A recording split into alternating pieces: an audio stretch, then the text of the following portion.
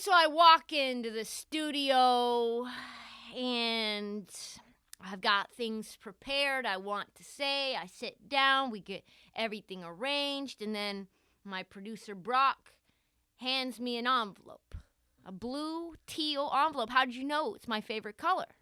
It exudes hope. It exudes happiness.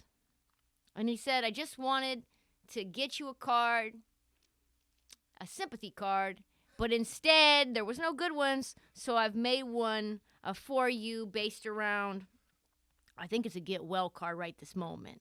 And then he manufactured it. This is where we're at, folks, in Portland land. As I said last episode, Dame is headed for a shutdown, and 2 minutes later, it felt like what I said came true. Not shocking to me. And here we are. We're at a place where my producer is refabbing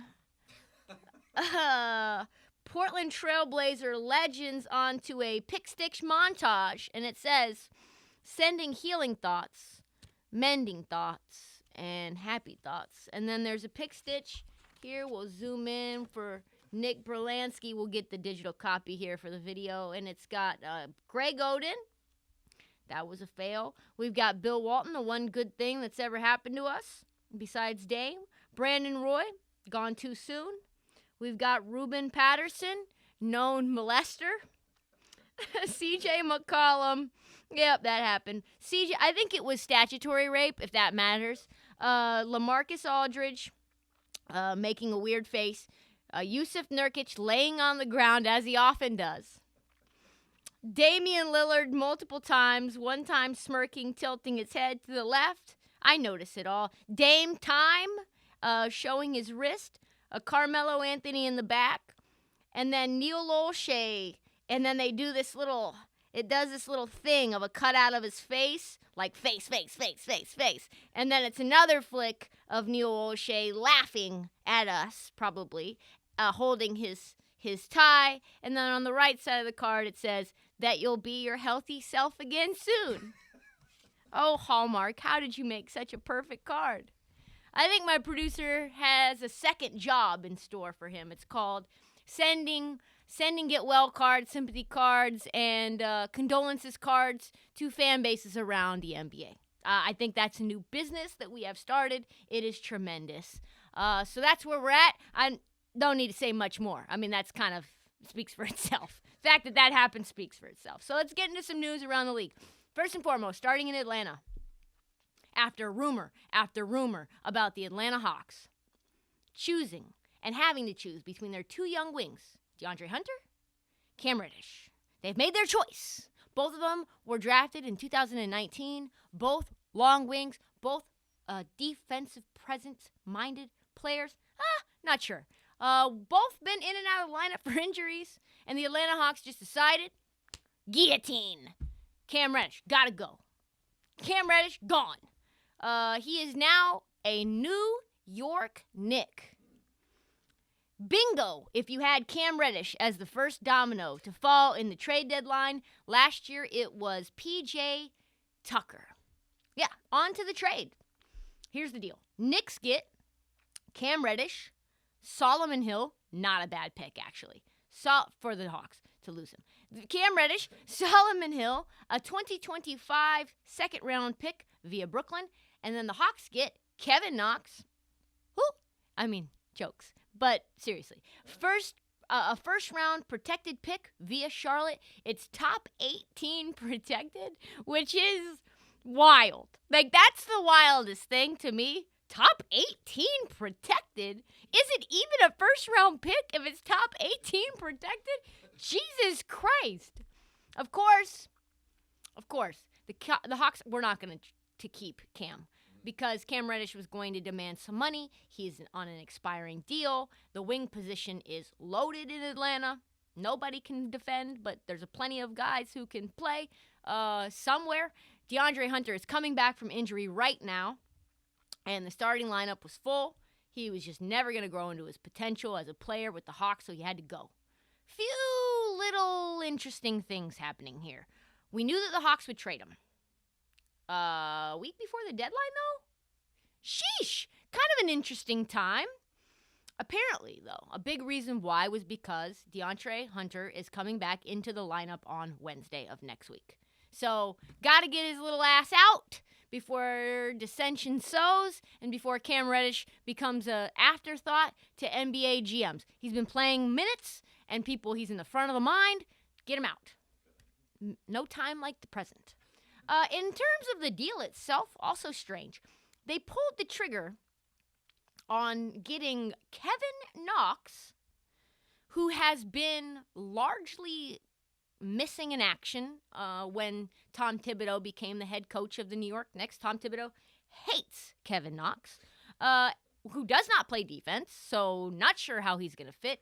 And a first-round pick via Charlotte, top 18 protected, doesn't make a ton of sense unless you factor in that maybe the Atlanta Hawks just said, Cam, just tell us where you want to go. Yeah. You're on an expiring. You're going to have to extend with someone. Tell us. And we're not going to get the best deal. We'll take you wherever you need to go. We took you 10th. We're going to make it right. And he was like, hey, figure it out.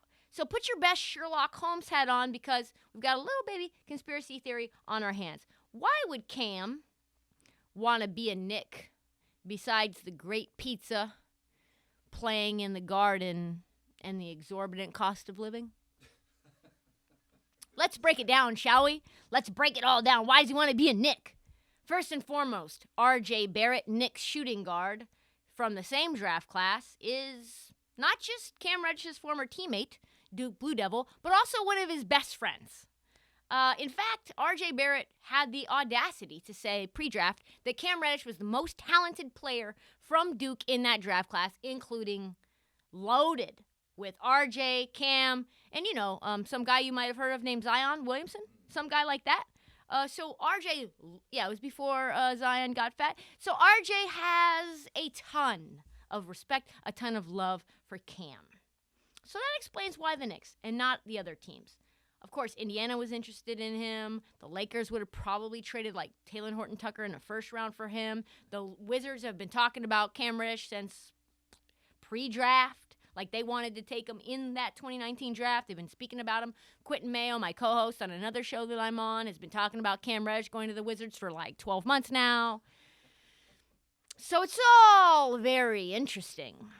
What does it say about the Hawks? DeAndre Hunter is the wing that they want to commit to, right? We know that Hunter's probably a better defender right now than Cam, despite Cam being a better scorer than Hunter. They need more defense. They can score, boy. They can score. They got Bogdan. They got Kayvon. They got Trey. They got Collins, I think, maybe for a little bit. They've got Capella. And I think that shows what the Hawks want to do. They want to get a first, they want to get Cam out the door, and they want to make a deal fast. They could have gotten more. What's interesting about the Knicks, to me, is how they're going to use their wings. Whether it's Cam Reddish is going to develop into a good defender, I don't know. Like, what is he good at? He's got good instincts. He's long as fuck. He's athletic as hell. Like, he can jump out of the gym. Does that translate into good on the ball, off the ball defense? I don't know. I have no idea. Apparently, he supposedly was going to be one of the best all defense guys in that draft. Many Reddit threads, many conversations with Hawks GM Travis Schlenk. He's going to be an all defender, maybe defensive player of the year someday, blah, blah, blah, blah, blah. Right now, let me just say he has 114 defensive rating, which is fucking trash. So trash. But here's a little downside to that, or I guess the caveat to that is, of course, just like Draymond is bringing all of his teammates' defensive ratings into a more elite status, the rest of the Hawks aren't doing my man Cam Reddish any favors. This team is 29th right now in defensive rating, so very bad. And they might be actually bringing Cam Reddish down and putting him in a spot where he can't defend players, and he's in a spot where he has to rotate over and he gets cooked for no damn reason. So I don't know. To me, the more important question is Tibbs about to trade Evan Fournier? Because is he about to get out of this deal? Listen, I've made a grave mistake. Worldwide West, Leon, I think we all know.